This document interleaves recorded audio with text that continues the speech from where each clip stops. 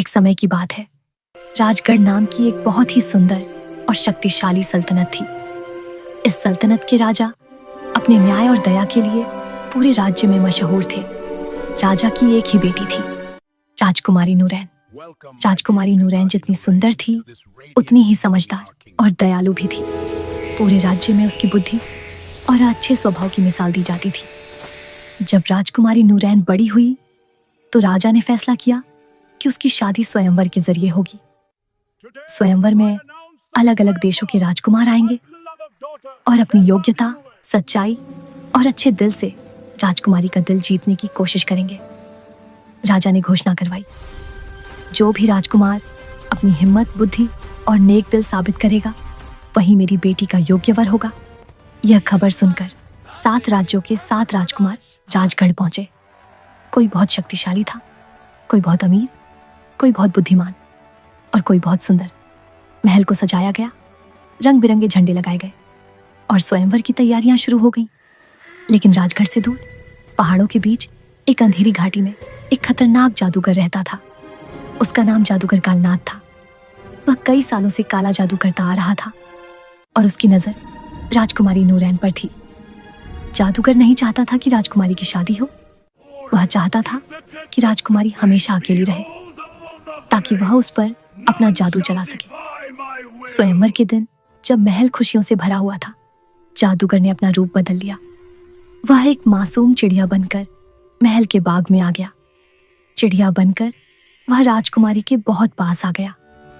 किसी को उस पर शक नहीं हुआ, क्योंकि वह बिल्कुल निर्दोष लग रही थी। राजकुमारी नूरैन बाग में टहल रही थी कि अचानक चिड़िया ने उसके सिर के ऊपर चक्कर लगाया और एक अजीब सी आवाज निकाली। उसी पल राजकुमारी की आंखें भारी हो गईं और वह जमीन पर गिर पड़ी। महल में अफरा तफरी मच गई। वैद्य आए, जादुई औषधियां आजमाई गईं, लेकिन राजकुमारी को होश नहीं आया। वह गहरी नींद में चली गई, जैसे किसी काले जादू के असर में हो। राजा का दिल टूट गया। पूरा राज्य उदास हो गया। 7 राजकुमार भी बहुत परेशान हो गए। दुखी राजा ने नई घोषणा की, जो भी मेरी बेटी राजकुमारी नूरैन को इस जादू से मुक्त करेगा, मैं उसी से उसकी शादी करूंगा, चाहे वह राजकुमार हो या आम आदमी।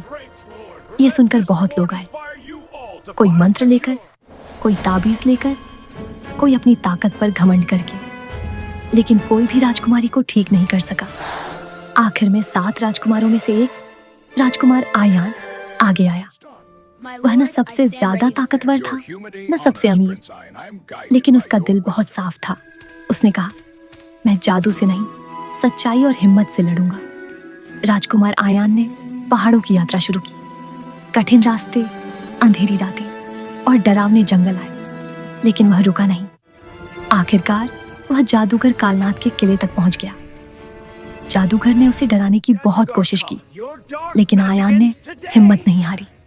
उसने जादूगर से कहा, काला जादू सिर्फ कमजोर दिलों पर चलता है। सच्चाई और प्रेम के सामने हर जादू हार जाता है। यह सुनते ही जादूगर की शक्ति कमजोर पड़ने लगी। आयान ने उसके जादुई पत्थर को तोड़ दिया और जादूगर की ताकत खत्म हो गई।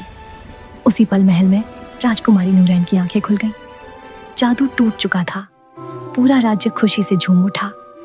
राजा ने अपना वादा निभाया और राजकुमारी नूरैन की शादी राजकुमार आयान से कर दी। शादी सादी थी, लेकिन बहुत खुशियों से भरी हुई थी। राजकुमारी और राजकुमार ने मिलकर राज्य को न्याय और प्रेम से चलाया।